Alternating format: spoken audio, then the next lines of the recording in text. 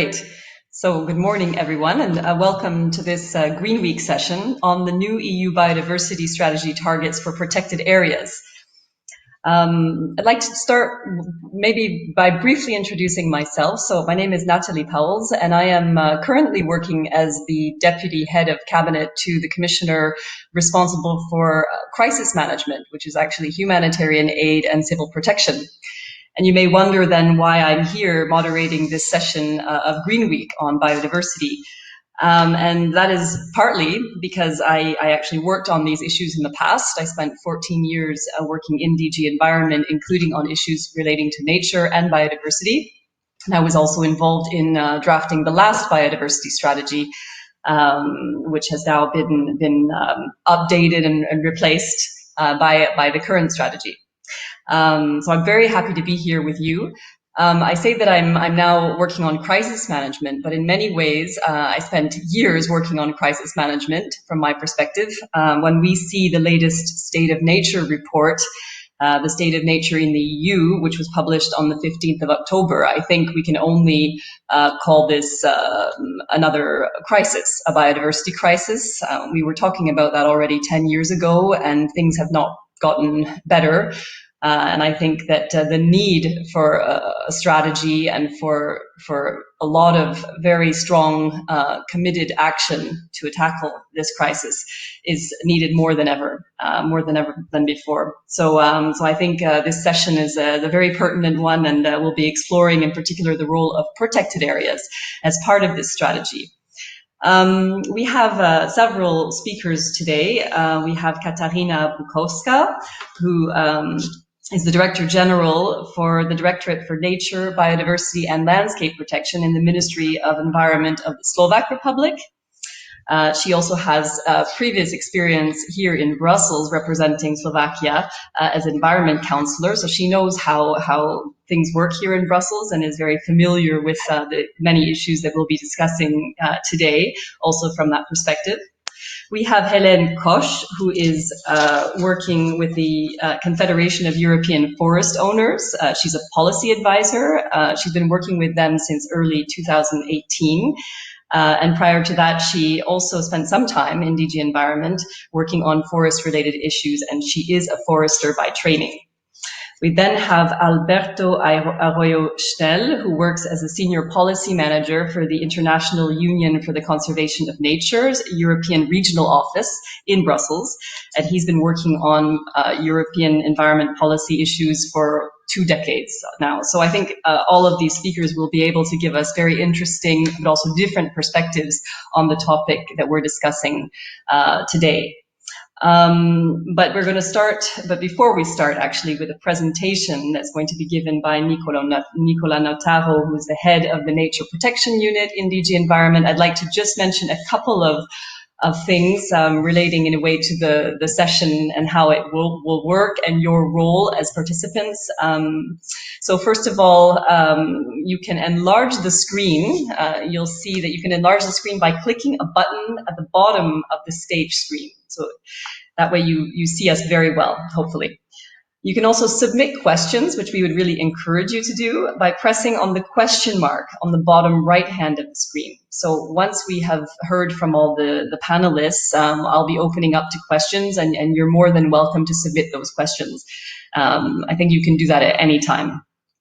But also very importantly, if you take the floor at any point, I mean, this is more for our speakers, but our speakers, once they have spoken, we would appreciate it if they could then click again on the mute button so that we don't have too much interference of noise when others are speaking. Sorry for all of these technicalities, and welcome to the world of online events, which I think we're all getting used to now, but still, it's always a bit of an adjustment and rather different from seeing each other in person live on stage as it was in the past. So I think without further ado, I'm going to pass over to Nicola, who's going to take us through a short presentation on the new biodiversity strategy targets on protected areas. So Nicola, over to you. Thanks. Good morning, colleagues. Thanks very much, Natalie. And Indeed, I'm going to move on to the presentation that I hope you can already see on screen. And the subject of the presentation is going to be, of course, the targets on protected areas that the European Commission has put forward in the biodiversity strategy adopted last 20th of May. And in particular, the criteria for additional designations to achieve this target that we have just put forward, in fact, in a technical note aimed at providing guidance to member states, which was published only last Friday. It's of course really hot from the oven, and it is our first attempt to spark a discussion on this issue, and we will have plenty of opportunity to discuss it indeed, in particular in the expert group that puts together stakeholders and member states representatives, the so-called NADEG, that will meet later this week. I'm very happy to see there's a great participation this morning, and so I go straight into the substance of the document. I shall recall that the target is the achievement of 30% of protected areas on EU land and 30% on the sea, and 1/3 of this should be under strict protection according to the Commission proposal. Now, the idea is, of course, that these protected areas form a very coherent network which goes beyond borders, so a trans-European network. But obviously, we're not interested in paper parks, so we want to see clear conservation objectives and measures and management plans that help achieve clear conservation results. Now, this, of course, can only be achieved if there is appropriate monitoring of these areas, if there are human resources, if there are financial resources that are provided.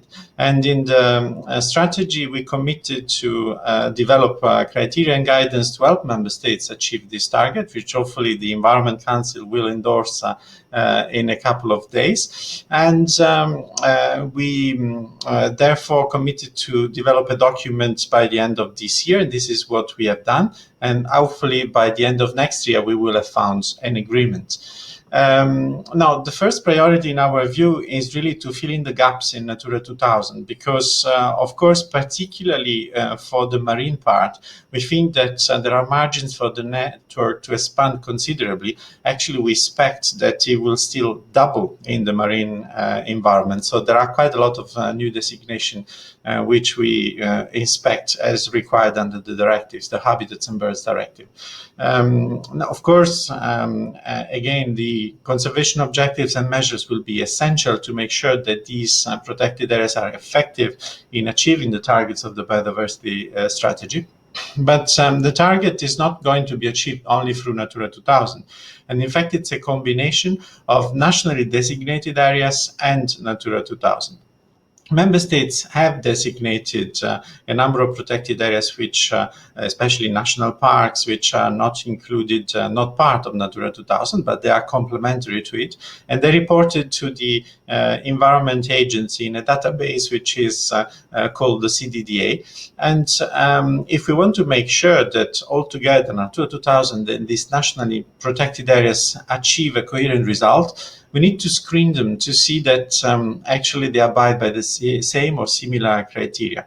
And that's why we think it would be necessary for the member states to look at these nationally designated protected areas, assess their effectiveness against criteria that we are discussing, and improve the situation where necessary. Now, I said the starting block is really Natura 2000, of course, because so much has been done by the member states and invested by them and stakeholders in this respect. Then, in addition, we expect protected areas under national schemes. And then there will be newly designated areas. Why newly designated areas? Because currently our baseline is around 26% of protected land and around 11% of protected sea. Therefore, it's quite clear that if we want to achieve the 30% target, we need to complete the network both on land and sea. And the effort, of course, is much more significant at sea, at least in quantitative terms. Now, what do we expect member states to do for the new protected areas? Well, essentially, start by prioritizing areas that contribute to the coherence and connectivity of Natura 2000. So while there may be the network may be already sufficient in terms of covering the habitats and species as required by the nature directives, there could still be margins to designate additional areas, buffer zones, that ecological corridors that help ensuring coherence and connectivity of Natura 2000 sites. So we think that this should be part of the analysis to be conducted in each and every member states. Then we would expect that member states identify species and habitats that may require new protected areas. And of course, there are different possible sources for this. One could decide to designate new areas for habitats or species which are already in the annexes of the nature directive, simply expanding the coverage.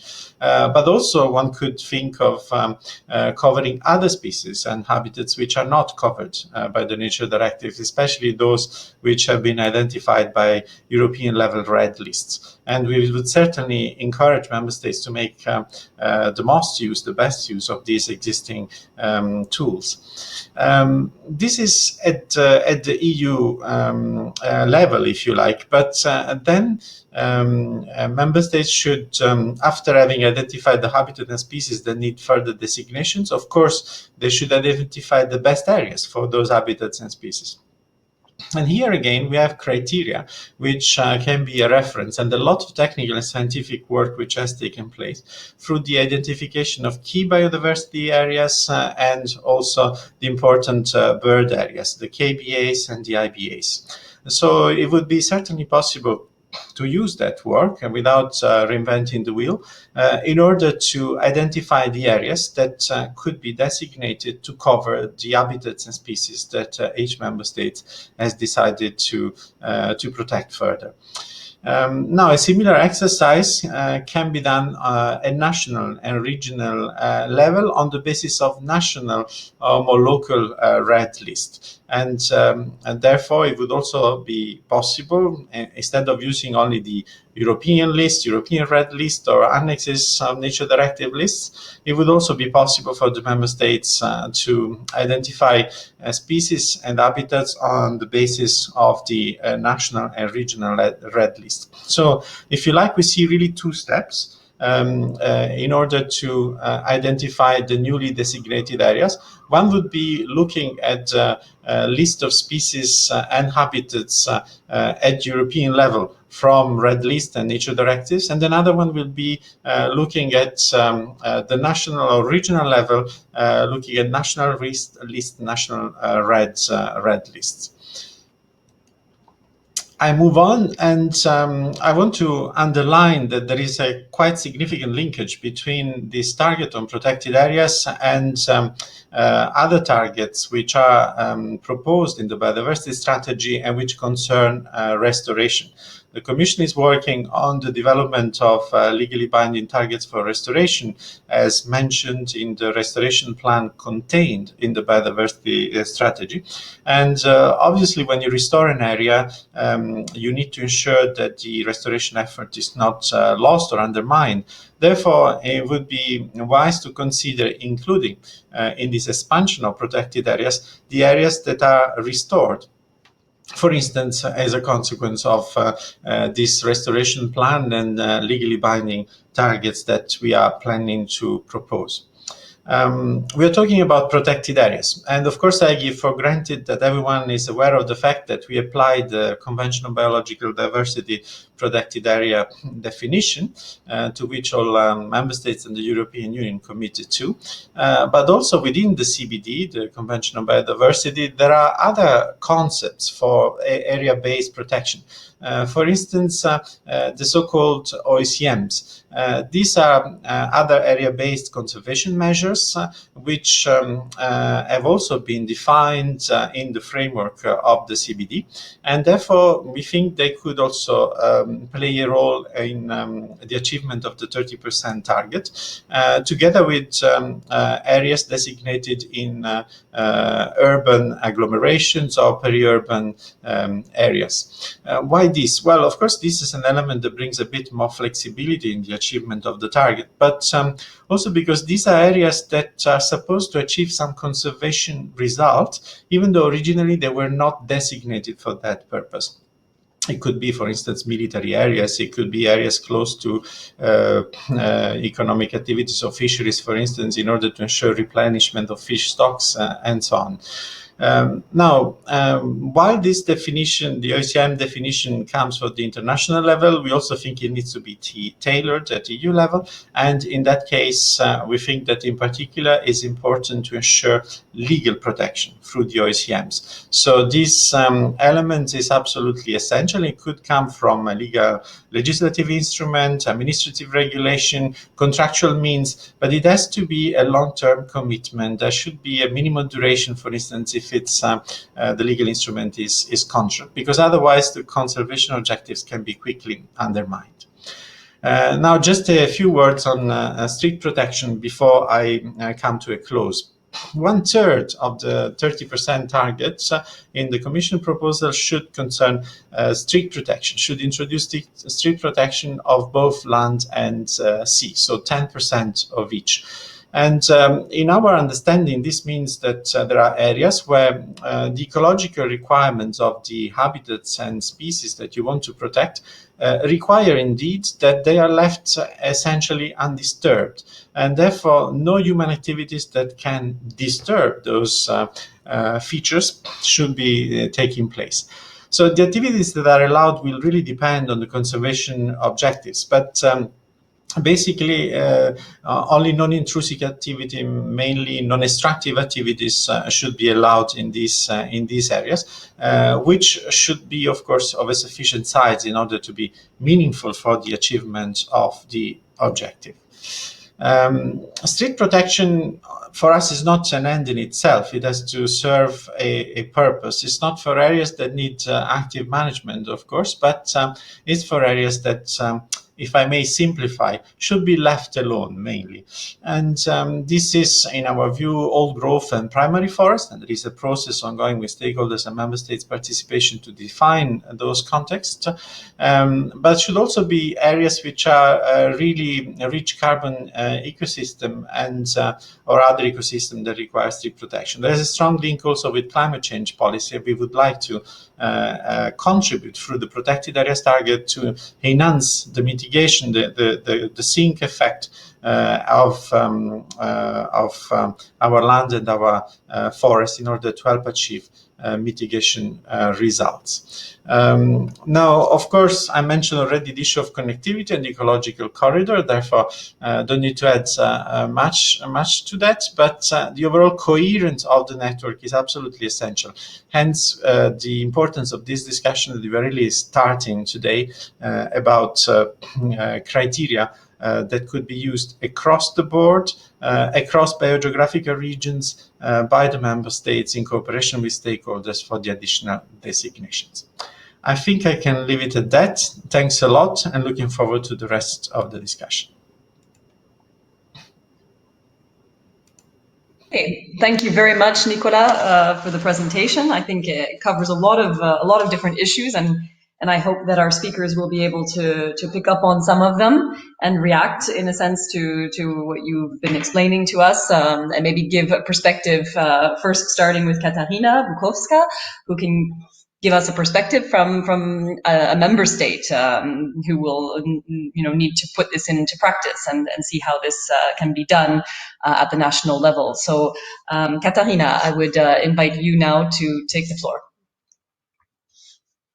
Thank you very much, Natalie, for giving me the floor, and good morning, everybody. And first of all, thank you for organizing Green Week even in this quite strange life we are facing nowadays. And maybe this is really something we have to keep in mind. And this is something that brings us to an idea that our lives are so depending from nature, and we are so fragile, and our prosperity, lives, and existence is really strongly linked to this very sensitive nature, its links and all these really tiny and difficulties we are facing. So therefore, even more, I'd like to thanks to the Commission that successfully completed and published the EU Biodiversity Strategy for 2030, together with strategy Farm to Fork. And I consider the strategy itself as a very well-structured document which addressing all key issues we have to focus our attention, work and effort in the next period at the national, European, but also international level. And I really believe that we need ambitious targets to move forward and reach some visible, significant progress to change this trajectory in biodiversity loss. And in this regard, also, as Nicola mentioned, I believe that on Friday or next days, the Council will adopt Council conclusions to regarding the biodiversity strategy for 2030.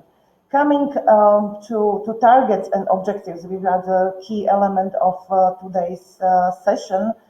As I mentioned, I think that we really need ambitious targets, but at the same time, I think that we are at the beginning of the discussion that how to achieve, what kind of criteria should be used, and this is really hard work in front of us. I think that, as Nicola already referred, there are two key elements in the whole strategy regarding targets. The first of all is target 30% of for land or the sea, and I would like to really in that point agree that we should build our next work on Natura 2000 network, which is already not completely, but I think that reasonably established across the EU. If we are speaking how to enlarge these protected areas to at least 30%, I will focus on for land and not to the sea, as Slovakia is a landlocked country and I don't have such experience regarding sea habitats. Then I think that okay, the bone or the core Natura 2000 is good. We can find a lot of inspiration regarding criteria or how to think about the extension of these Natura 2000 sites, but at the same time, our expectation or my expectation is that we will not use the whole set of criteria. We will not just extend or enlarge Natura 2000 in the clear meaning, but we will take the best of experience. And of course, as was presented, we will take into account national experience, national preferences, priorities, or priority habitats or species. They need to be included. I think that member states, they have quite good experience with setting national targets or national criteria. In many cases, a lot of protected areas, they have a longer history, even than Natura 2000, and I think that this knowledge and experience can be very helpful to create a really coherent network across the EU. How to reach the target at the EU level, and of course my expectation will be that it will be fair share among member states, of course taking into account really national conditions, because we know that this will be very different if we are speaking about biogeographical regions. The conditions are very different from north to south and from east to west, so I think that's very important. In case of Slovakia, for instance, we are speaking about the territory. If we are speaking on Natura 2000, we already covered almost 30% of our territory which is included in a Natura 2000 network, and if we will take into account other protected areas, they are not part of Natura 2000. We are already speaking about 37% of protected areas in Slovakia. But this is the figure. What is very important, and I would like to focus, Slovakia will focus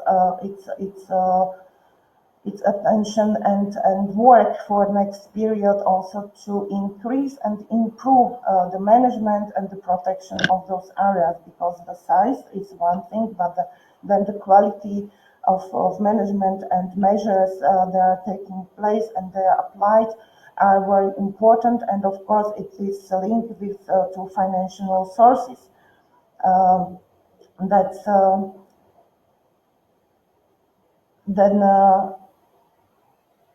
Then it's the question. I was watching also the questions, they are coming, but yeah, so I think that the ambitious is on the place, but at the same time, I think the very technical discussion is in front of us, that how to really take into account the most valuable species habitats and increase biodiversity, not only at the national level, but at the EU level as well.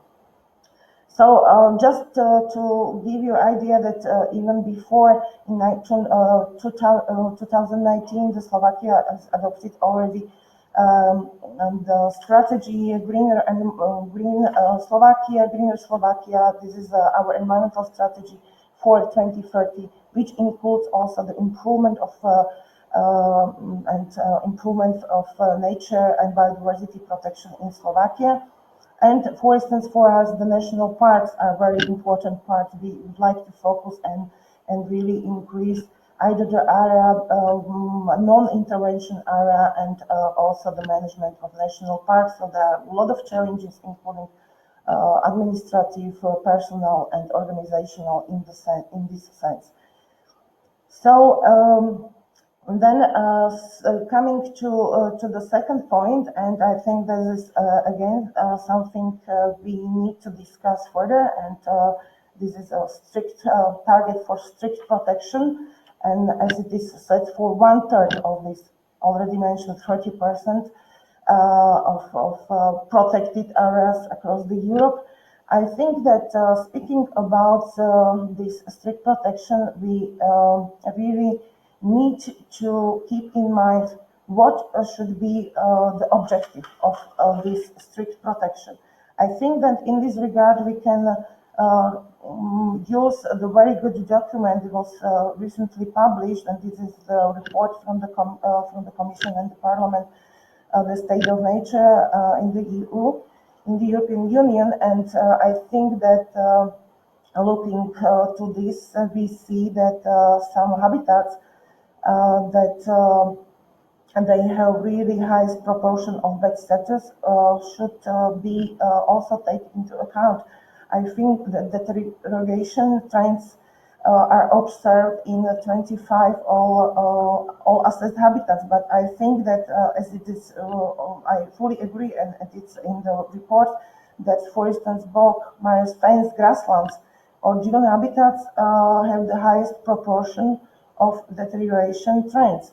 And I think that if we are speaking about the strict protection, probably we should also focus on the those habitats they are in very dangerous status. So because to this we have of course linked species, and trends in species shows probably the same trajectories.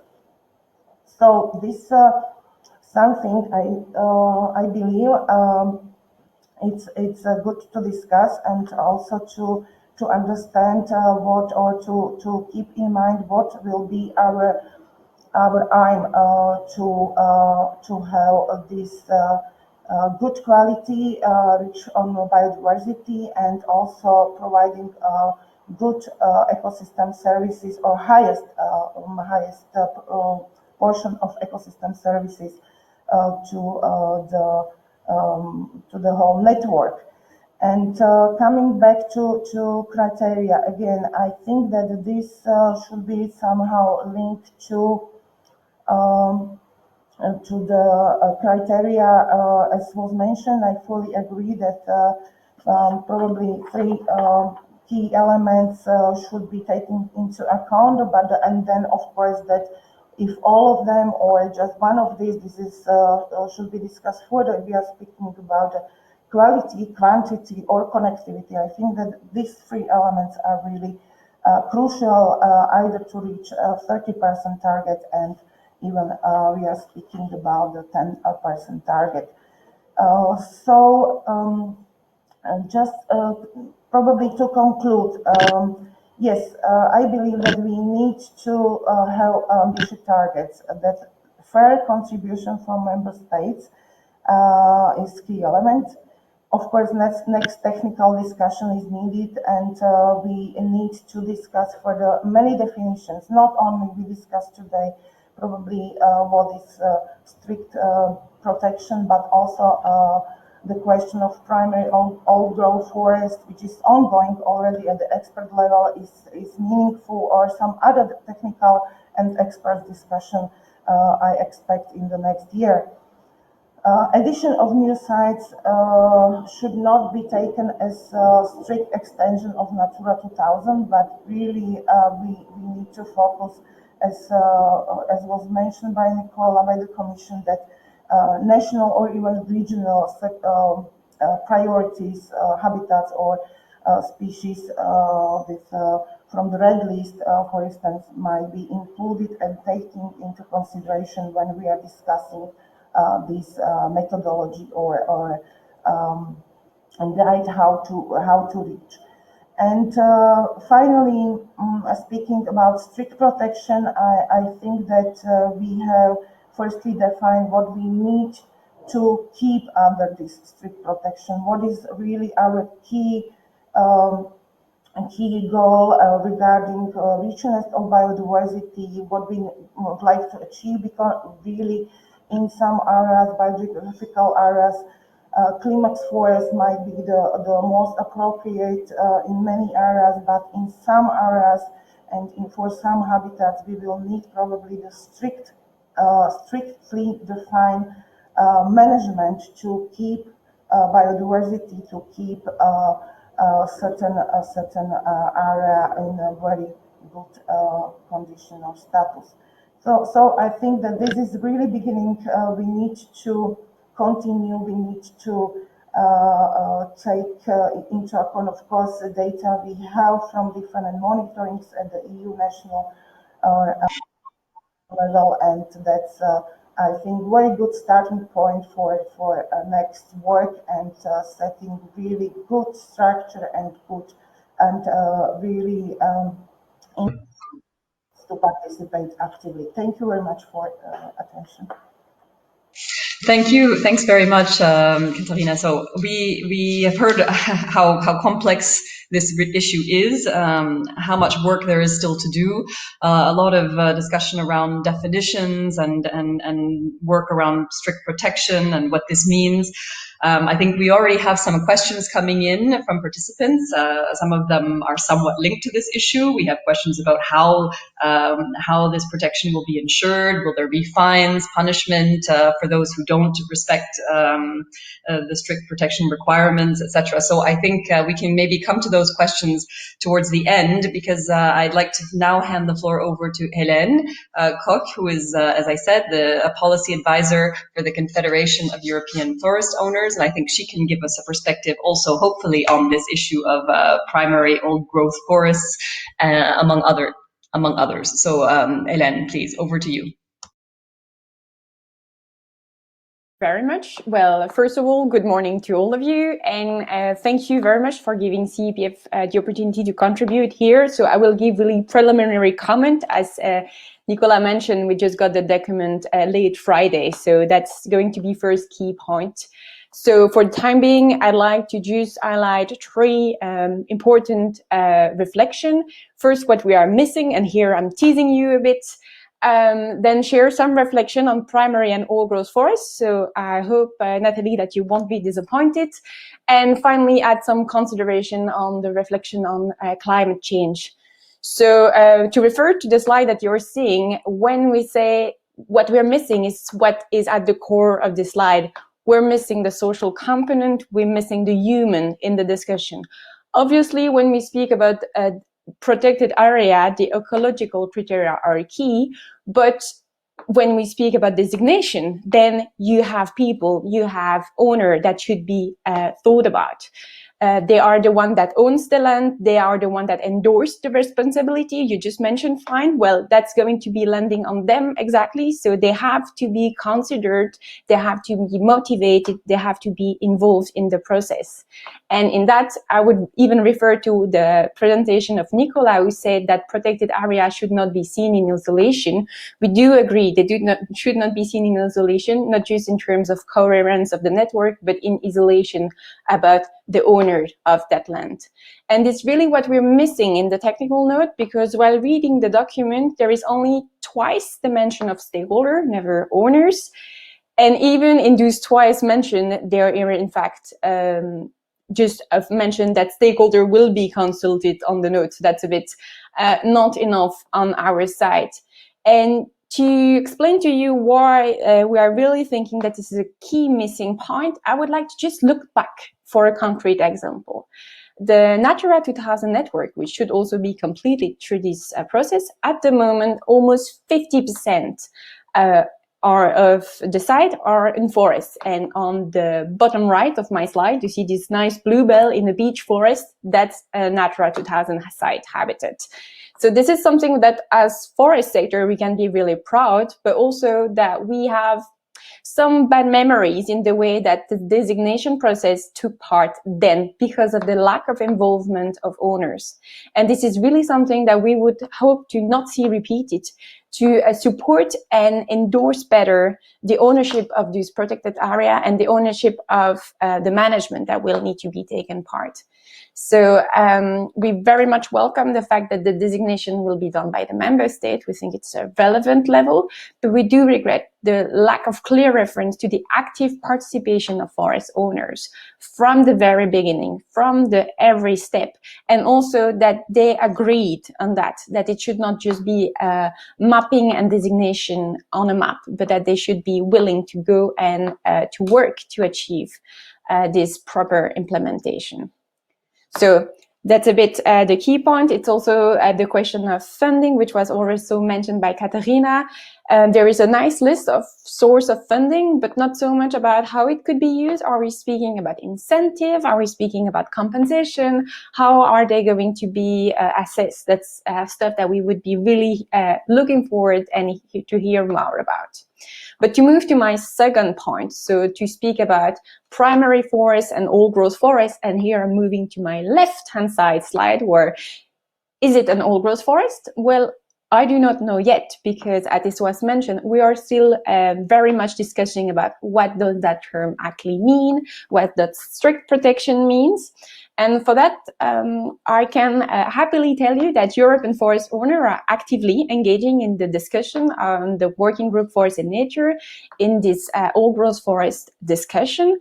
But we would like to highlight that this should not limit itself to a Brussels-based discussion. Old growth forest and the success for this protection target should really much be also inclusive of national and regional level. They should not just include European forest owner representatives, such as myself, but they should also include more discussion at national level, regional level, when we'll be discussing about mapping and identification of those forests. So this is really much something that we are looking for in this conjunction with lower level, and to really much avoid to have, again, a top-down approach, but to go for a bottom-up with a voluntary commitment of owners.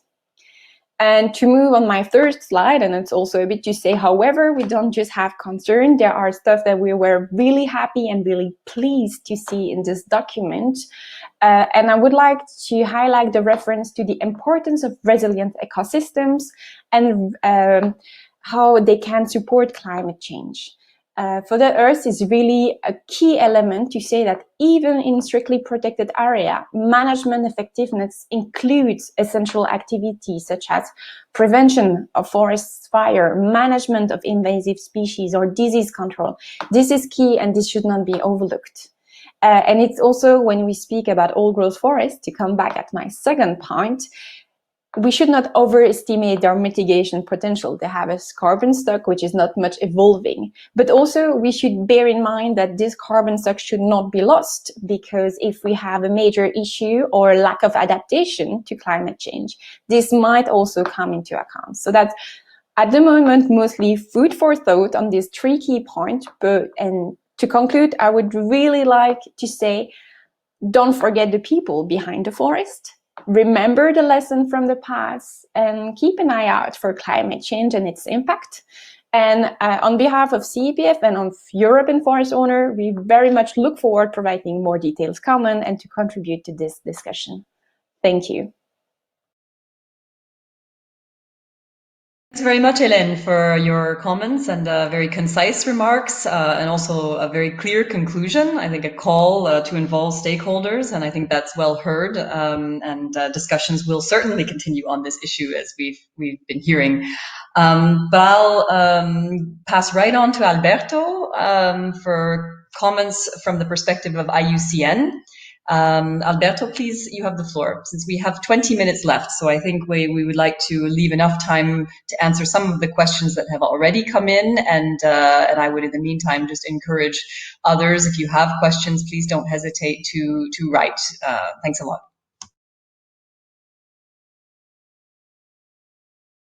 Thank you very much. I will try to keep it short and go to the key points. So first of all, as an environmental organization, as the IUCN, and I think that I can say on behalf of the environmental organizations, we all welcome very much the times that we are living with the Green Deal and with the new biodiversity strategy. And this paper is, I will say, a step in the right direction also in terms of providing the base of the discussion for how we want to achieve the protected areas target, both the 30% and the 10% of strict protection. And of course, never forgetting that probably the most important one actually is the management effectiveness. Now, this said, there is a number of discussions about definitions, about how we can exactly achieve some of the targets and what does it mean exactly, for example, strict protection. And here I want to very much emphasize that we have a number of tools already in place, and maybe there is no need to reinvent the wheels. Especially when we have such ambitious targets, 30%, it sounds far away. In Europe, it's a little bit easier, let's say, we are not that far, except for the marine, I will come to that in a moment. But we definitely are far when we think also in the 10% for strict protection. And there is a number of, as I said, tools and definitions that are already existing. They are in place for a while, and maybe there is no need to reinvent the wheel. In particular, I'm going to mention here some IUCN tools. I know I'm working for IUCN and I can't avoid that. But I think that it's important to remember that we have these tools in place and they can be very helpful in this discussion. In particular, the categories of management of protected areas of IUCN, they can come in handy when it comes to the definition of a strict protection and when it comes to the implementation, of course, of the target and also the monitoring of how to achieve it. Let's remember that at the moment we are saying that we are in 3% of a strict protection in the European Union. Well, this number is based in the IUCN categories 1 and 2.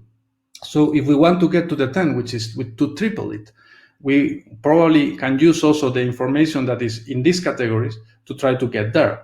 There are also other IUCN tools, and also not only IUCN tools, also from the CBD definition of protected areas, OECMs, Nicola was mentioning them, that can come in handy also here. The red list of species and ecosystems, the criteria of reporting and recognizing the OECMs that also Nicola was mentioning. And also for the management, I will also come to this in a moment, but there is also a green list standard from IUCN to evaluate and assess the management effectiveness of protected areas. Now, designation of protected areas, we can consider this a little bit of less a priority in Europe, as we are saying all the time, the network in the European Union is practically completed. But let's remember all the time that we have a second component, not only the terrestrial, also the marine. And the marine is far from being there. we have 10%, which is achieving the Aichi target. That's good news. But to get to the 30% is to triple the network. That's some incredibly big effort. And there we have to make a very, very strong work during the upcoming years to focus on the marine area. And let's remember that this is just the designation. After will come the management, which is as challenging or maybe even more challenging. Also here about the designation, I want to mention something that is already written in the report that Nicola presented, that the Commission presented recently, is the famous biogeographic process that was used for the designation of Natura 2000. In a way, I think that what Hélène was mentioning about the participation of stakeholders, maybe it's part of it is also hidden here. It's only written the biogeographic process, and we need to define how it will look like. It's a process itself, how to see how it will look like in future. But I hope, I will expect that this process will be as inclusive as possible, more inclusive probably than the previous process, for the designation of further areas, or more than the designation to control or evaluate how far we are getting into the target. When it comes to the management, and this is, as I said, one of the fundamental issues, we have been failing in the previous biodiversity, the achievement of the previous biodiversity targets, and one of the key reasons has been the implementation, the enforcement and the implementation. Here, I think management is the fundamental issue, and as I said, I mentioned already the green list of Iucn for the assessing the effectiveness of the management of the protected areas. There is a recent feasibility study, actually, for the application of this criteria for Natura 2000. It can be handy in this context. And again, I think that this is the right moment or the right process to ensure that the stakeholders are involved very much from the beginning. I fully agree with Hélène here. For the management, there is no doubt that that's the point. Finally, there is also an element of the discussion that we can't forget, which is the global component. The EU, with this paper now, trying to start to discuss how we can achieve this 30% target, is setting an example for the global dimension. Next year, we will have the new global biodiversity framework. And also, in principle, we are still discussing about it, but in principle, the 30% target of protected areas will also be there. Well, the Commission or the European Union has already set a little bit of an example with the new biodiversity strategy. Maybe this is also helpful if from the European Union we are setting the lines or the direction how we can achieve this 30% target. Also, let us remember that the European Union has some European territories beyond Europe, which are the outermost regions and the overseas countries and territories. These are somehow normally mentioned, but it's good to remember that we have also some good activity and we can again show an example of how to do the things beyond Europe. Now, slowly getting to the end, Katarína was mentioning before the Council conclusions that are coming by the end of this week. Of course, we can only hope that the Member States will embrace this strategy and its objectives. These are the real actors. As I was saying, implementation is the key issue and Member States are the key actors. So we need them not only on board, but definitely with the ownership of these targets. So we are looking forward for positive conclusions by the end of this week. And concluding on a positive note, I think it's good to remember that we are living good times for biodiversity. It might sound challenging when we are having a COVID crisis that is making things complicated. We are having a discussion on a budget that is not that easy. But let's remember that we have a Green Deal that is at the level of the President of the European Commission, and the Executive Vice President is actually the responsible for the Green Deal itself. So at that level, we have something that is called the Green Deal that includes biodiversity strategy. And this is news. This is very different from some years ago, only a few years ago, when we still were discussing whether the Birds and Habitats Directive were fit for purpose. Now we know, but now we also have all these positive elements. And I think it's good that we remember that we are having steps in the right direction at the moment. As I said, we have these Iucn tools that can help. I'm happy that this is recognized also by the European Commission. We are here to help. And to end, well, we have a long way to go. I think that we can make it. These goals are achievable. I want also to remember that the experts in the World Commission on Protected Areas, they tell us that this 10% of strict protection is achievable by 2030 if we use the categories 1 and 2 of Iucn. So we only need the resources and the political will. Let's hope that the next state of the nature that will be presented in 7 years will be different than the current one and the previous one that Natalie mentioned that they were not that different. Looking forward to work with all of you to make it happen. Thank you. Thanks so much, Alberto, and I'm so happy that you end on a positive note. It is true, I think, those of us working in the institutions, I'm quite sure all agree with your assessment that that in a way things have never looked more optimistic for nature, for biodiversity, and I think we need to seize this momentum that we have. In the sense that there is political will, that this discussion has gone beyond the confines in a way of environment policy, and it's really being taken up at the highest political levels. There's strong support for ambitious nature policy, and I think we need to now see how we translate that into really action on the ground, and starting with things like protected areas, but not only. But since we don't have a lot of time left, I thought we could maybe take a quick look through the different questions. We have quite a few, and they really range from questions about how stakeholders will be involved in setting targets, and also in the development of protected areas. We have questions about the unintended consequences of stricter protection in Europe for the rest of the world. We have questions about whether genetic techniques will be used in ensuring connectivity. We have, as I already mentioned, questions about fines, about how we will make sure that actually that protected areas are really protected effectively. And then some more specific questions also about the role of green infrastructure. So I am not sure who would like to begin. Can I ask if we have any of our panelists who would like to come in, or would Nicola like to start perhaps with some of the questions that are really more geared to you, Nicola? Perhaps we could start that way. Yes, sure. Thanks a lot, Natalie. Well, let me stress that the people are never forgotten, in fact, in our work. And the very fact that Hélène is with us today on this panel means that actually the interest of stakeholders, and in particular foresters, are well present for us. But we should not confuse the role of science and then the socioeconomic aspects. And when we identify scientific, technical, and ecological criteria for the species, habitats, and areas to be protected, this is the first step. The socioeconomic is the next step, is when then the member states authority will engage with landowners in order to discuss possibilities of designations and management regimes. And I think we need to keep this distinction very clear. On the question on the involvement of stakeholders, indeed we plan, it's in the paper, but not in my presentation because I needed to keep the time. But of course, we plan to develop a biogeographical process in each of the biogeographical regions where member states and stakeholders will be invited to participate and to discuss, in fact, both the criteria and designation the member states will put forward. And we do rely on IUCN categories 1A, 1B, and 2 in terms of the identification of strictly protected areas. And we need, I think, to further discuss these categories and see how they match the notion of strict protection we put forward. I don't believe that strict protection in Europe can have any negative impact elsewhere, simply because elsewhere actually they have much more strict protection than in Europe. They have much more space, because Europe is such a densely populated area that this is a notion particularly useful for us. But in fact, in other continents, the areas of strict protection can be much, much larger than what we can afford in Europe. And I leave it at that as a first reaction, to leave space to others.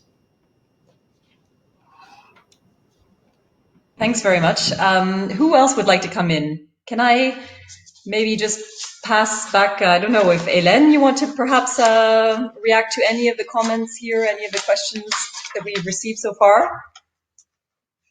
Sure.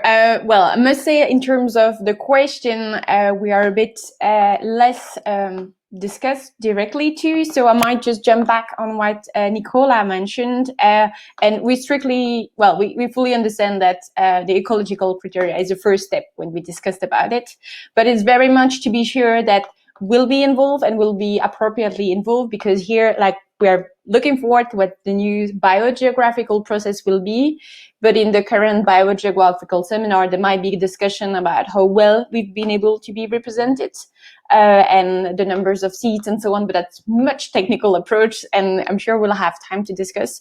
But that's to be included definitely from our point of view, and to looking forward the next part of the discussion. But I think that's the most I can reply regarding to the chat. So I don't know if anyone else has anything to add.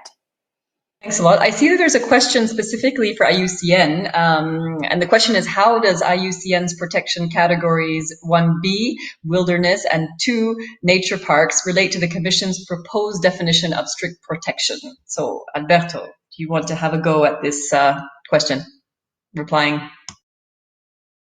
Thank you very much, Natalie, and thank you for the question. Well, there is a proposal now to consider such categories. I wouldn't say that this is fixed in stone. We are starting the discussion right now. Actually, this paper is only from last Friday. What I will say is that this category, this definition, as I said, it has been discussed during decades with experts. So we have a good base, and I'm happy that we are starting from that point of view. And from this base, it can be very, very helpful. Also, let's remember that the categories are providing also some flexibility. Let's say it's strict protection is as strict as we want to say it. The strict is stricter if you want, but we can discuss about what it means exactly. And the categories 1A, 1B, and 2 can provide some potentially flexibility that can help also for the uptake of the stakeholders. That can be very helpful also for ensuring that we have all this ownership that I was saying from the start. So since you're already on, in a sense, Alberto, there is this question about whether stricter protection in the EU could lead to increased pressure in the rest of the world, given that the global target doesn't include a reference to the strict protection. Now, I don't know if you want to comment on this in particular. Yes, Natalie. Yes, I find it an interesting question, and I will not say that there is such risk. Europe is different from the rest of the world. We have used very much the territory here, and to ask for some areas with a strict protection doesn't sound like something crazy. On the contrary, I think that is very positive. For the rest of the world, the things are different, and I wouldn't say that there is any such risk. On the contrary, I think that we can set an example, a set of how the things can be done. Let's remember that this paper is not only about the 10% strict protection, but also about the 30%, how to achieve it. And again, the rest of the world will need to also achieve that target. We can help in providing some ideas or signaling some directions how to get there. Okay, thanks. I think there's also a question here, which is also an interesting one, which is about the urgent support to protect drinking water areas that are not always integrated or classified as protected areas. Does this, maybe a question to Nicola, does this bring us back to the issue of other area-based measures? I mean, could we imagine something like that, where the protection of specific areas designated for drinking water purposes could also then fit into the definition? Yes, Natalie, absolutely. And in fact, under the Water Framework Directive, member states are supposed to develop a sort of register of protected areas which are protected in order to benefit the water ecosystems. And among those, also drinking water abstraction area. And while maybe the purpose, the primary purpose may not be specific conservation of an aquatic ecosystem, but more focused on the resource, in reality, the two, they cannot be distinguished, because in order to protect the resource, you need to protect the aquatic ecosystem. And so it's absolutely possible, in my view, to consider these kind of areas and count them against the targets. And then there are two questions that both link to marine protection. The first one is really about whether we're going to be prohibiting offshore drilling in protected areas at sea, of course.